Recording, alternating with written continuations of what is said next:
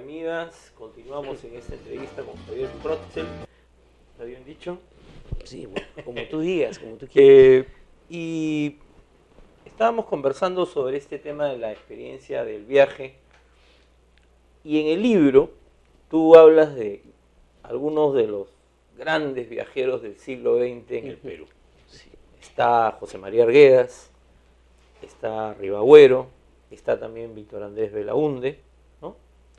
Fernando Belaúnde. Fernando Belaúnde, disculpa, sí, porque Víctor Andrés no viajó mucho por el Perú. Ribagüero, yo recuerdo mucho cuando yo estudiaba en la Católica, que a paisajes peruanos se le daba de alma, se le criticaba mucho porque no veía él a la gente, digamos, ¿no? Sin embargo, a mí ese libro es uno de los libros que más me gusta de lo que se ha escrito en el siglo XX en el Perú. Creo que es un gran libro. ¿Cuál es tu lectura del viaje yo creo famoso? Efectivamente que hay estas dos partes, ¿no? Ribagüero es un oligarca de una sociedad dual, muy centralizada en Lima, pero es un ilustrado, es un buen escritor y es sensible a lo que hablábamos, al paisaje, sensible a la historia, pero sumamente conservador. Entonces, yo creo que hay que ver dos cosas ahí en él, ¿no? Que este texto es un texto escrito en la etapa, digamos, más, entre comillas, progresista de Ribagüero, la época en la cual él hace un poco de política en San Marcos, y efectivamente critica al limeñismo, y muy contrapuesta a su última etapa, que fue su etapa fascista, ¿no? Cuando él regresa de España. Sin embargo, las dos están vinculadas. Era la misma persona, ahí, digamos, ¿no? Era la misma persona, claro, ¿no? que tuvo una evolución que a uno puede no gustarle, pero... Claro, él habla, cuando está en el Cusco, él habla de las grandes familias hispanas que se instalaron en el Cusco. Él habla, además, de la, digamos, de la nobleza incaica y de los incas. Y eso, por supuesto, es absolutamente unilateral porque ignora olímpicamente al pueblo peruano realmente existente en ese momento, e ignora también la situación de opresión en la cual se encuentran los campesinos, ¿no? Claro, en una época que ya había un movimiento, sobre todo en Cusco, muy fuerte de defensa del indígena. Que él lo ignora. Sin embargo, yo creo que él tiene una intuición del paisaje que me parece literariamente válida, ¿no? Que no es la misma visión que tiene José María Arguedas, pero que me parece que es una visión, repito, interesante, en la cual él estetiza ciertos lugares que no habían sido absolutamente tocados, y él se establece a sí mismo como un paradigma de lo que era el viajero, por eso no es tan peruano, ¿no? Del viajero occidental, del viajero británico o americano, que el británico sobre todo, que recorría el Oriente o que se iba hasta el Egipto. Entonces él repite, digamos, es un viajero colonial, es un viajero poscolonial, pero sin embargo es representativo de lo que es el pensamiento peruano en aquella época. Por eso yo he querido contrastarlo con José María Arguedas, que es en cierto modo lo opuesto, exactamente, ¿no? Opuesto. Y yo, en fin, con la simpatía que le tengo a Arguedas, él fue profesor mío en San Marcos, y él recorrió con su padre, digamos, no toda la sierra, pero una buena parte, y toda su vida me parece que él fue un viajero y él fue reconociendo lugares, reconociendo espacios. Y pienso que hay que tratarlo, si somos un poco cineastas, no solamente como un autor de ficción, sino como un documentalista que te presenta pequeñas estampas documentales y te presenta muy por dentro la situación del campesino, ¿no? Claro, porque ahí te cuento algo que me ocurrió a mí en relación a Arguedas. Yo había leído Los ríos profundos, en fin, El zorro de arriba, El zorro de abajo en la universidad.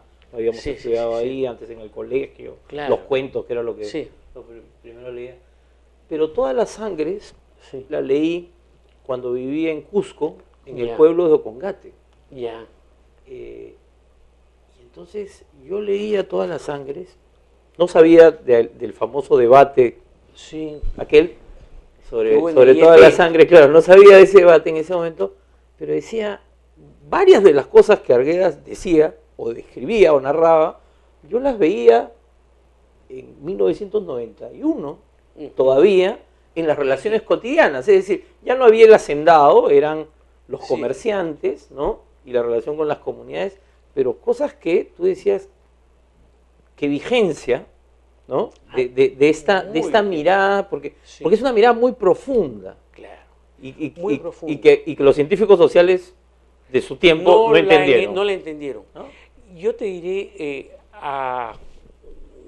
hablando de mi persona, que cuando yo era, al final de mi infancia, al principio de la adolescencia, yo pasé un tiempo en una hacienda, no voy a mencionar el nombre de la hacienda, cerca de Andahuaylas, bueno. en donde yo conocí, yo aprendí un poco de quechua y conocí, digamos, este mundo y lo comprendí muy bien. Y eso me ayudó a conocer un poco más la literatura de Arguedas. Claro, y poder conectarte, ¿no? Claro, pero hay esa cosa viajera que tiene, además, que explica bien Arguedas, y un Arguedas antropólogo, cuando él te habla en Los ríos profundos, cuando los comuneros comienzan a hacer la pista de la carretera que los va a llevar a la Mar Cocha.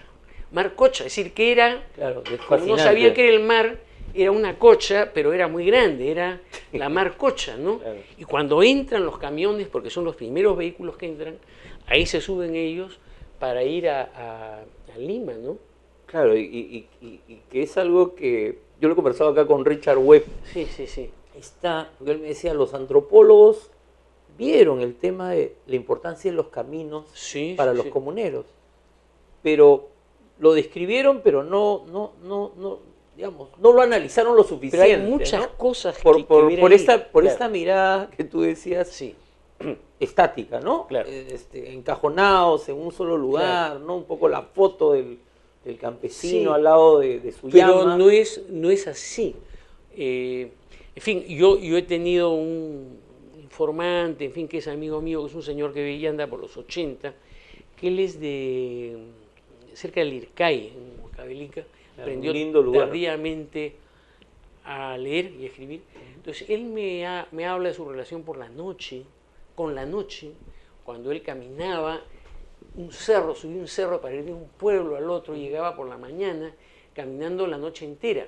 Entonces, él regresó a Huancavelica después de muchos años y ya habían combis que iban, pero ahí se había producido un desencanto. Claro. Esa relación, la relación con los cerros, la relación con el silencio, con la noche, ¿no? Claro, eso se ha transformado. Eso se ha transformado. Muy radicalmente. Ahora, tú hablas de otro gran viajero político, que fue Fernando Belaúnde, ¿no? Sí, yo leí, ojo, yo no tengo nada que ver con Acción Popular, absolutamente, pero yo leí Pueblo por Pueblo para este libro, y yo me quedé admirado, ¿no? Porque tú ves, lees a Belaúnde ahora, en el siglo XXI, y dices, bueno, este señor fue muy progresista, tenía una visión muy clara del país, unas cosas... Claro, tiene una visión del territorio que creo que pocos políticos peruanos la han tenido. Además, él describe su viaje. Él habla como una mula se cayó a un precipicio. Claro. Entonces ahora, incluso le hace un comentario a Fujimori. Parece que es un postscript. Claro, y que dice, señor, pues usted voló en avión, no es lo mismo. No es lo mismo. Lo mismo se podía decir ahora, ¿no? Cuando el presidente de la República llegó a no sé a dónde, llegó a Puno y al día siguiente se dirigió a Tingo María. No, pues, Claro, no es lo mismo. No es lo mismo. es esa sensación que tú Claro, decías, y ¿no? seguramente llegaba con sus asesores de marketing político, ¿no? Sí. Javier, se nos ha acabado Sí, el tiempo, que realmente ha sido fascinante. sí, Estas conversaciones son sí. una invitación a la lectura, así que yo quiero Ojalá. agradecerte y recomendar esta publicación que es de la Universidad de Lima, Espacio, Tiempo y Movilidad, escrita por Javier Protzel, que ha sido nuestro invitado el día de hoy. Volvemos en un instante con Denise Ledgar, directora nacional del Lugar de la Memoria, que nos va a contar cuándo se va a inaugurar el Lugar de la Memoria y qué cosa va a contener el Lugar de la Memoria. Volvemos en un instante.